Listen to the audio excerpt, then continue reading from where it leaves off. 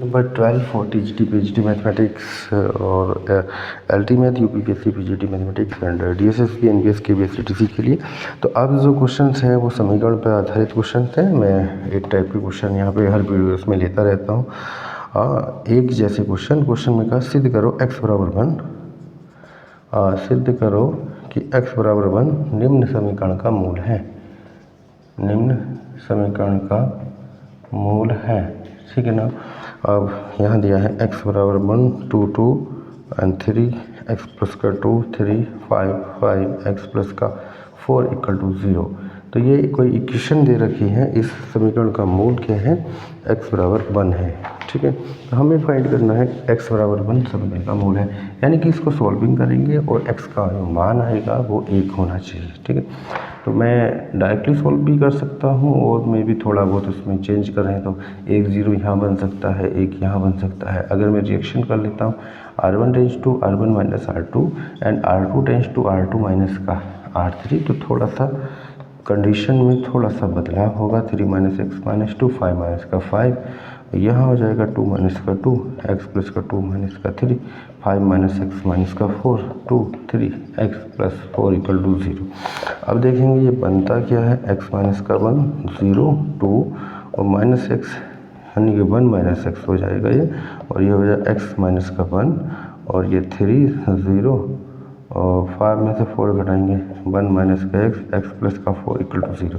ये कंडीशंस हमारी बन चुकी है। इसको अगर हम सॉल्विंग कर लेते हैं, R1 के सापेक्ष प्रसार कर लेते हैं तो कंडीशन कुछ और होगी। अब देखते हैं R1 के सापेक्ष प्रसार करने पर पहला जो टर्म है, प्रसार किसके सापेक्ष करेंगे, R1 के सापेक्ष प्रसार करने पर।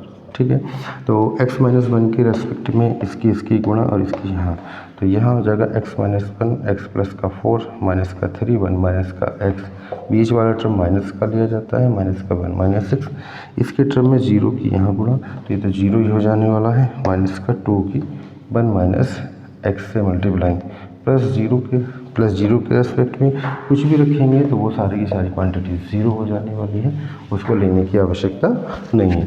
अब बचता है हमारा x माइनस का 1 और ये हो जाएगा x की x से गुणा एक्स स्क्वायर प्लस का 4x माइनस एक्स माइनस का 4 माइनस का 3 प्लस का 3x माइनस 1 माइनस एक्स, ये माइनस का 2 1 माइनस का x इक्वल टू 0।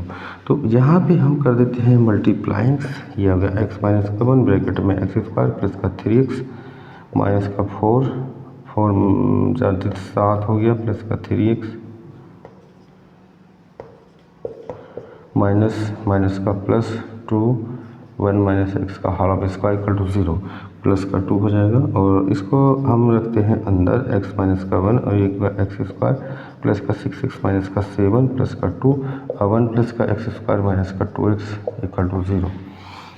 इसकी यहाँ पे गुणा करते हैं x के x से, ये हो गया एक्स क्यूब प्लस का 6x स्क्वायर माइनस का 7x माइनस का एक्स स्क्वायर माइनस का 6x प्लस का 7 प्लस का 2 प्लस का 2 एक्स स्क्वायर माइनस का 4x इक्वल टू 0।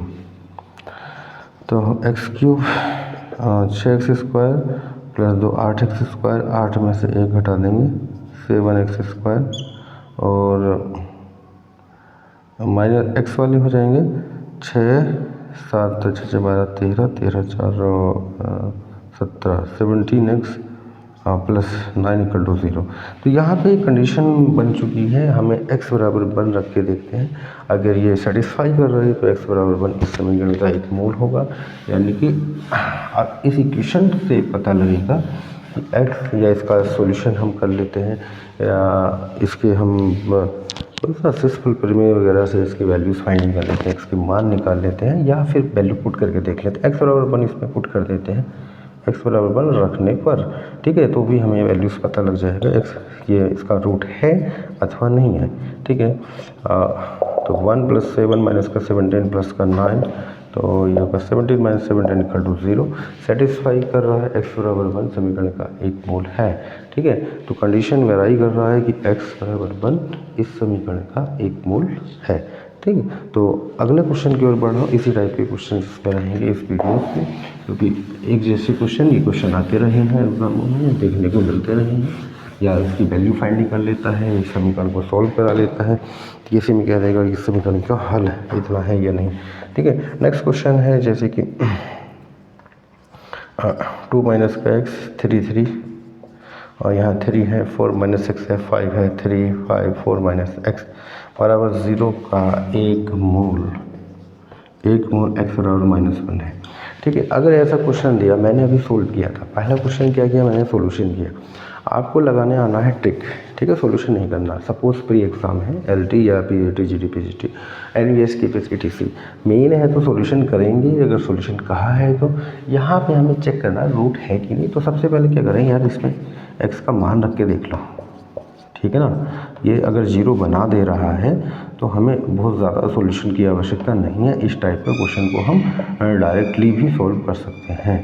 हमने क्या किया, x का मान जो -1 उसको मूल बता रहा, मूल आएगा तो हमने डायरेक्ट पुट कर दिया।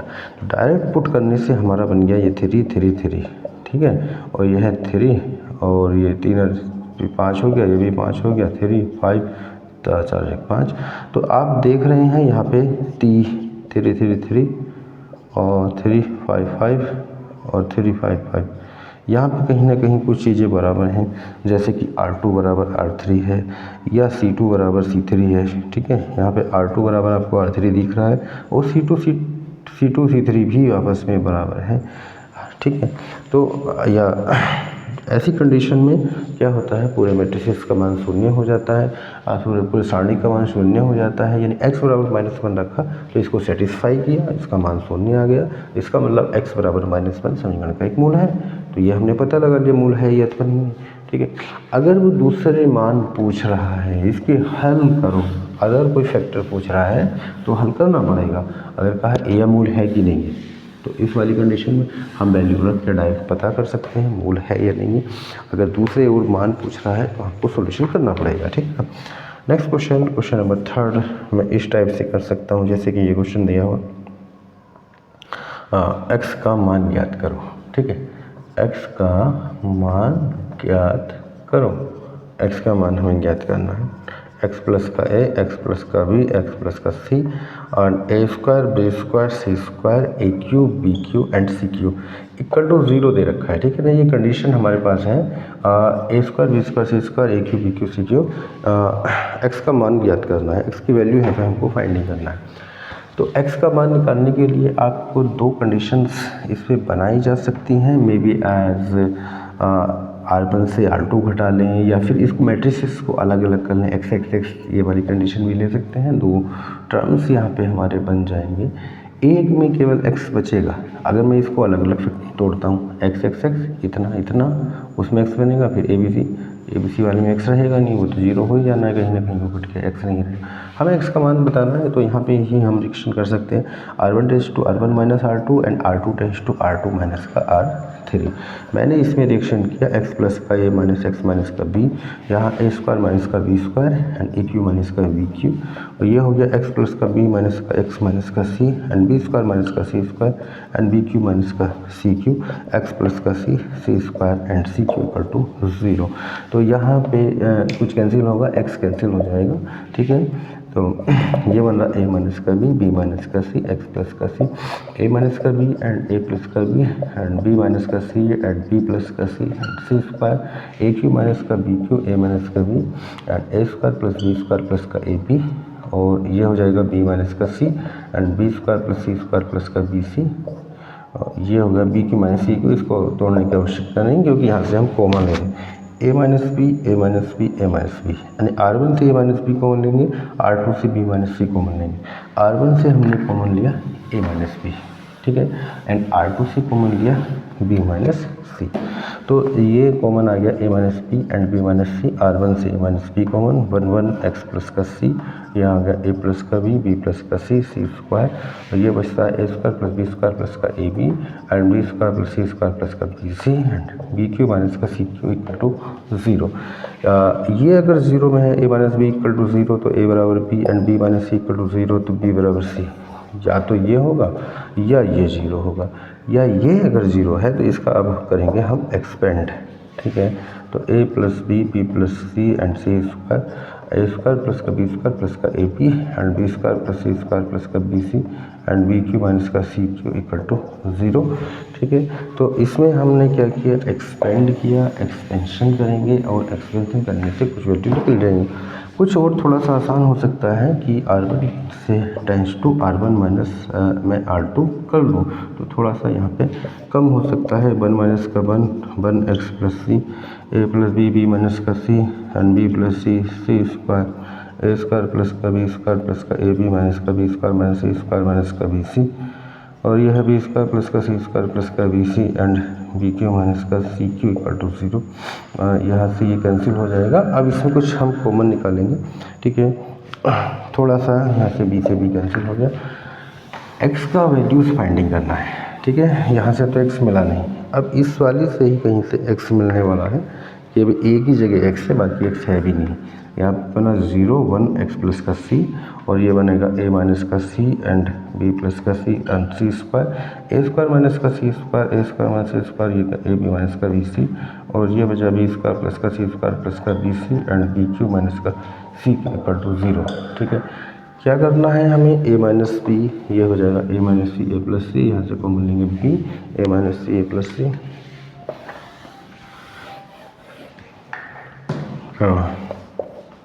0 1 x plus c, a minus c a plus का सी प्लस का बी कॉमन लेंगे, ए माइनस सी होगा b plus c, b square plus सी स्क्वायर प्लस का B c and c square and b Q minus का C Q, ए minus सी से ए minus c common ले लेंगे, 0 1 x plus सी, ये हो गया ए माइनस का c, b plus C square, a minus c common लिया, ए प्लस सी प्लस का बी स्क्वायर प्लस सी स्क्वायर प्लस का B c and b Q minus का C Q equal to 0।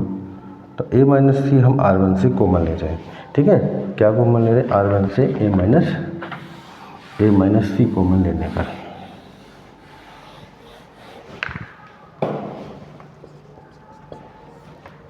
Zero 1 x plus c 1 b plus C square, a plus c plus का b and B square plus C square plus का B c, b Q minus का C Q equal to 0।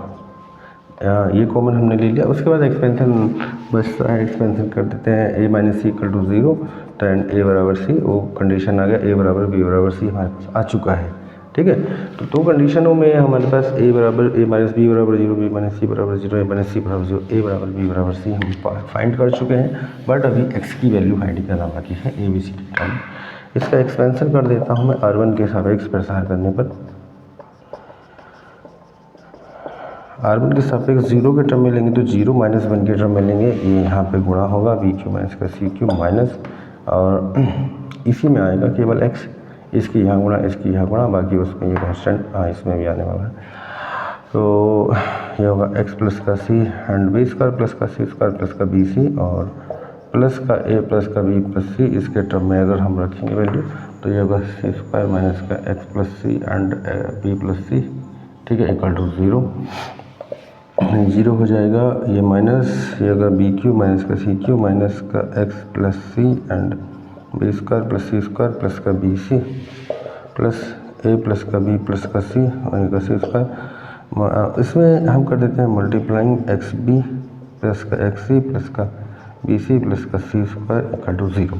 ठीक है, अब solve कर लेता हूँ मैं इसको थोड़ा सा, कहीं ना कहीं को एक्स का मान हमें फाइंडिंग करना है, या तो हमें एक्स प्लस सी वाले एक साथ कर लिया हो तो चलो कोई बात नहीं, यहाँ पे एक्स वाले ही एक साथ ले लेंगे जहाँ जो भी वैल्यूज आएगा, और अभी ए प्लस बी सी प्लस सी से भी यहाँ पे मल्टीप्लाइंग होना है एक्स वाले टर्म में।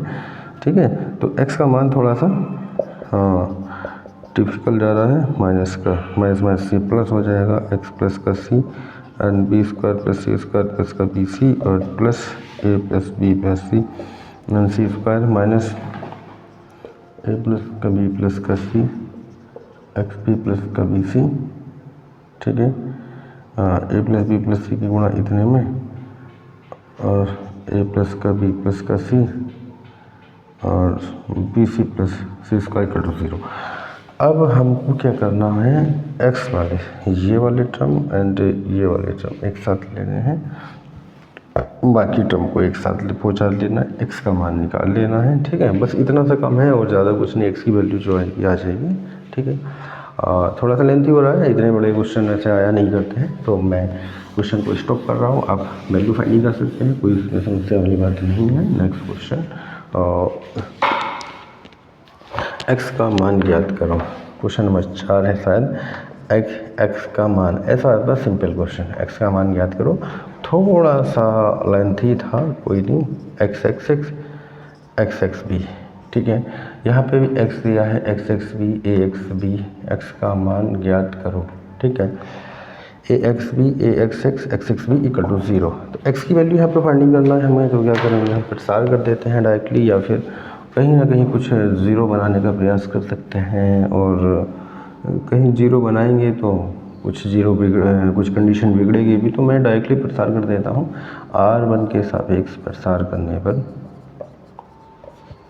R1 के सापेक्ष प्रसार करने पर, तो ए ये हो जाएगा बी एक्स माइनस का एक्स स्क्वायर माइनस का ए, इसकी यहाँ गुणा बी एक्स माइनस का b x, a b x minus b x, इसे के अकॉर्डिंग इससे गुणा, एक्स के अकॉर्डिंग करेंगे, एक्स के एक्स से एक्स स्क्वायर माइनस का बी एक्स इक्वल टू 0। यहाँ से कैंसिल हो जाएगा, ए बी एक्स माइनस का एक्स स्क्वायर माइनस का 0 प्लस का एक्स स्क्वायर माइनस का बी एक्स इक्वल टू 0। तो ये हो जाएगा ए बी एक्स माइनस का ए एक्स स्क्वायर प्लस का एक्स क्यूब माइनस का b x square equal to 0। X total से कॉमन निकाल लेते हैं, a b minus a x plus x square minus का बी एक्स इक्वल टू 0। या तो एक्स नॉट एक्स, या तो एक्स बराबर 0 है, या a b minus a x plus x square minus का बी एक्स इक्वल टू 0 है। तो यहाँ पे जो इक्वेशन हो जाएगा एक्स स्क्वायर माइनस का ए एक्स माइनस का बी एक्स प्लस का ए बी इक्वल टू 0। यहाँ पे हम फैक्टराइज कर सकते हैं। मैंने एक्स को कॉमन निकाला, एक्स माइनस ए माइनस का बी कॉमन निकाला, एक्स माइनस का a equal to 0। X minus a common निकालेंगे, एक्स माइनस का बी इक्वल टू 0। यदि x minus a equal to 0 तो एक्स बराबर ए, और यदि x minus b equal to 0 तो एक्स बराबर बी। तो एक्स के यहाँ पे दो मान होंगे, एक्स बराबर ए और एक्स बराबर बी, या एक्स बराबर 0। तो तीन वैल्यूज एक्स की हो सकती हैं, एक्स बराबर ए, एक्स बराबर बी एंड एक्स बराबर 0, ठीक है ना। तो इस तरह से ये क्वेश्चन रहे हैं हमारे, ठीक है।